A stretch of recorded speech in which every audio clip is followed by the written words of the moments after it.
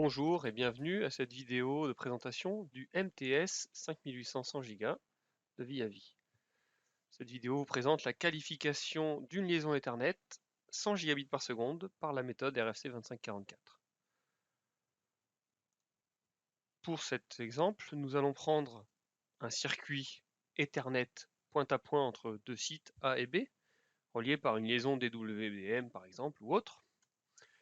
Et nous allons qualifier cette liaison, qualification de liaison bout en bout, avec des mesures de débit, perte de paquet, latence et giga de paquet.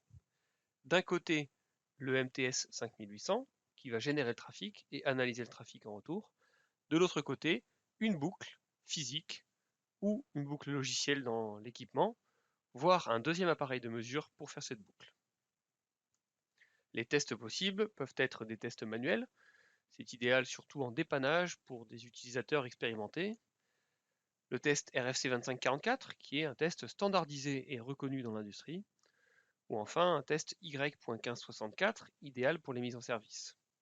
Cette vidéo présente le test RFC 2544.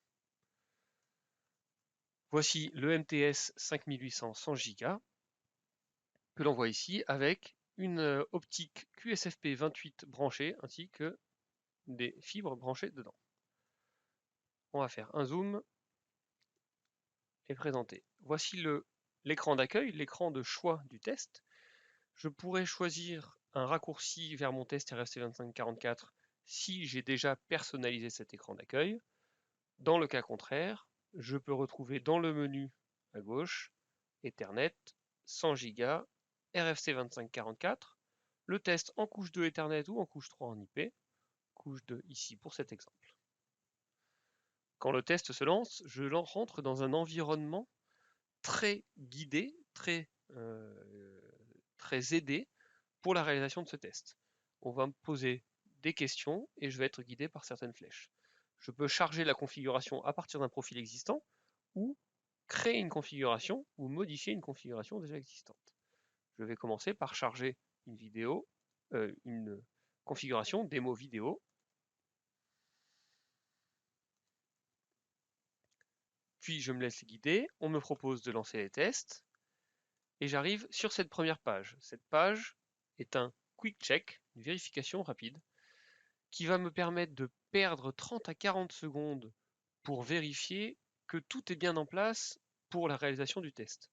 Premièrement, qu'en local, je suis bien connecté à un port actif à 100 gigabits par seconde en full duplex. Tout va bien de ce côté-là. Ensuite, dans un deuxième temps, la recherche d'une boucle à l'extrémité. Le test que je vais faire, c'est un test qui nécessite d'envoyer du trafic. Le trafic doit me revenir. Donc, j'ai besoin d'une boucle à l'extrémité. Troisième chose, une fois que la boucle est déterminée, ça va être une boucle matérielle dans mon cas,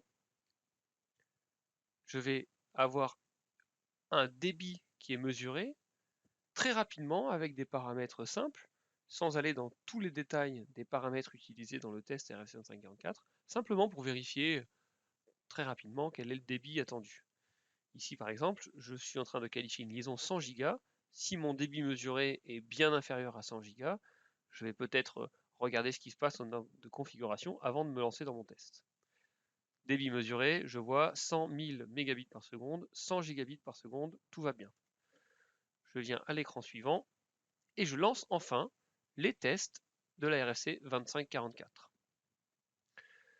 Les tests vont démarrer, débit, latence, giga de paquet, puis trame perdue dans un deuxième temps. On peut voir l'état ici des tests, qui peuvent être vert ou rouge si nous avons mis des seuils, ou simplement bleu pour dire que les tests sont terminés, si ce sont des tests qui n'ont pas de seuil, bon, pas bon. En allant voir ici, je vais obtenir des résultats de mesure au fur et à mesure des tests réalisés. Vous voyez ici, les premiers tests sont réalisés. J'ai déjà le résultat à des trames à 64 octets de long, avec un débit à 100 Go en couche 1, mais en couche 4, avec les en-têtes des couches 1, 2, 3 et 4 perdues à chaque fois, je vais descendre mon débit à 30 Go seulement. C'est quelque chose qui est beaucoup moins visible quand on a des trames de 1518 octets, parce que là, la part de l'entête est bien plus limitée, et on voit que même en couche 4, on retrouve encore 96 Go disponibles. Le test est donc déjà réalisé en débit, en latence et en gigs, puisque les tests sont réalisés en même temps.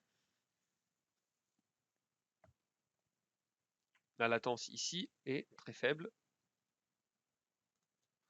Pour mon exemple vidéo, j'ai simplement une fibre branchée sur l'appareil. La gig de paquet, elle, va être aussi très faible. On a simplement ici une valeur qui correspond à 10 nano, qui correspond à une durée de trame. Donc rien d'inquiétant, c'est juste que la mesure est très précise. En termes de trame perdue, aucune trame perdue à 100 gigabits, aucune trame perdue à 90 gigabits, et le test s'arrête là parce qu'il voit qu'il n'y a pas d'erreur. À la fin de la mesure, on me propose de créer un rapport. Ce que je peux faire ici, je peux personnaliser ce rapport en notant un nom de client, un nom de technicien, une localisation de travail, un numéro de commande de travail par exemple, des commentaires, voire sélectionner un logo. Puis je vais choisir le format de mon fichier ainsi que le nom de mon fichier, qui sera par défaut RFC2544 avec la date et l'heure. Ça me convient, je crée mon rapport qui va se créer et s'afficher.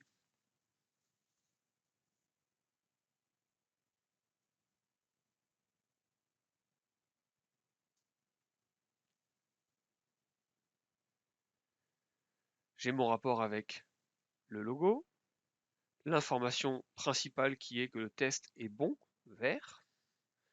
Ensuite, les informations du test avec test client, technicien, salle de transmission, 2, 3, 4, 5, 6, tout ce que j'ai rentré. L'instrument qui a fait le test avec la version logicielle, la date et l'heure. Et ensuite, le détail des résultats.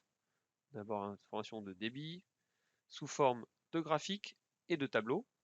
Information de latence, information de gig, et ensuite information de perte de trame. À la fin du rapport se trouveront toutes les informations de configuration du test. Car par exemple, j'ai choisi des trames à 64 octets et des trames à 1518 octets seulement. Tout ça est noté dans le rapport de mesure, les résultats avec la configuration.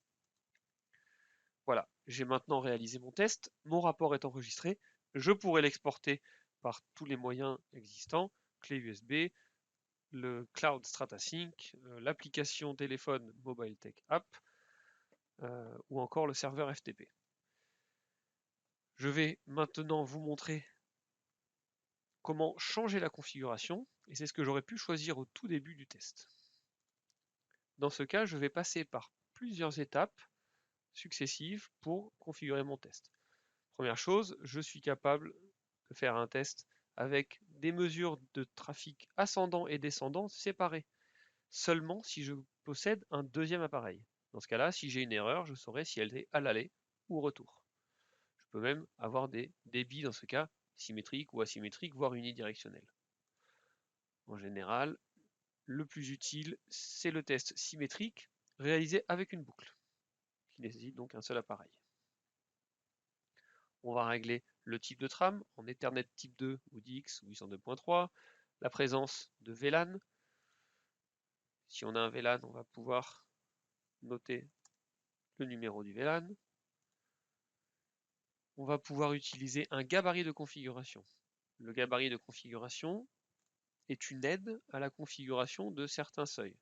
Par exemple, pour un lien continental, le Metro Ethernet Forum, à travers le MEF 23.1, recommande une perte de trame tolérée de 0,25%, un seuil de latence à 230 millisecondes, ainsi qu'un seuil de gigs de paquet à 40 millisecondes.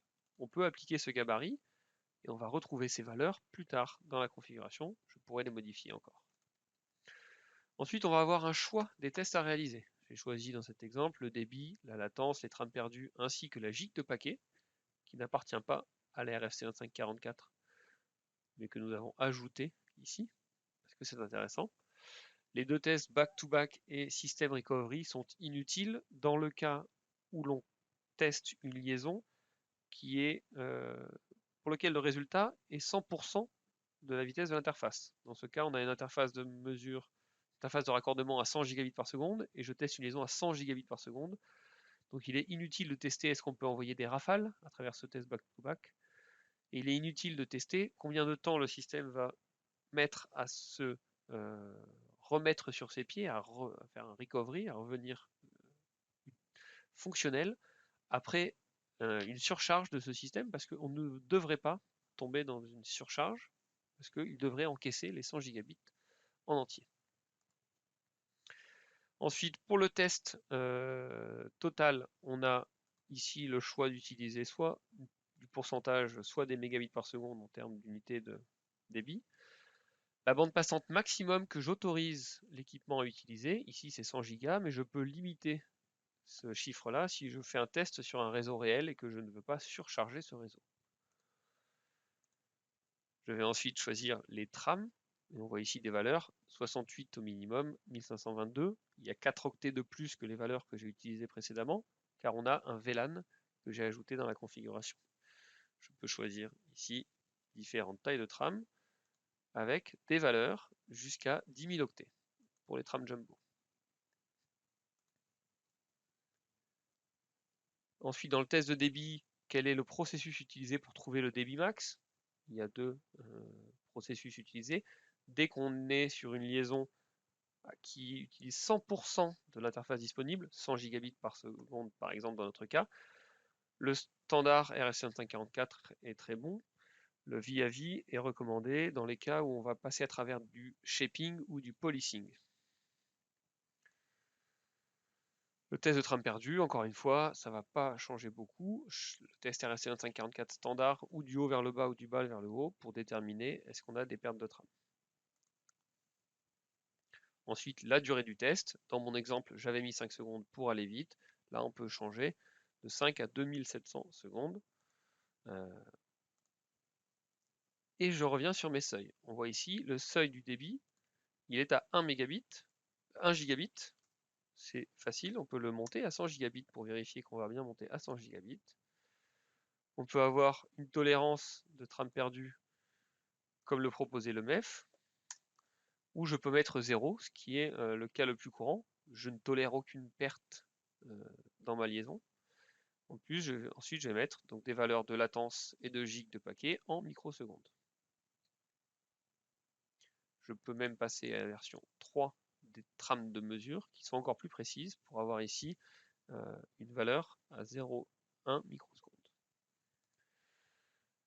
Quand j'ai passé toutes ces étapes, je peux enfin enregistrer mon profil, en changeant le nom si besoin, afin de ne pas repasser par toutes ces étapes à chaque fois. Et je reviens à la proposition de lancer les tests. Voilà.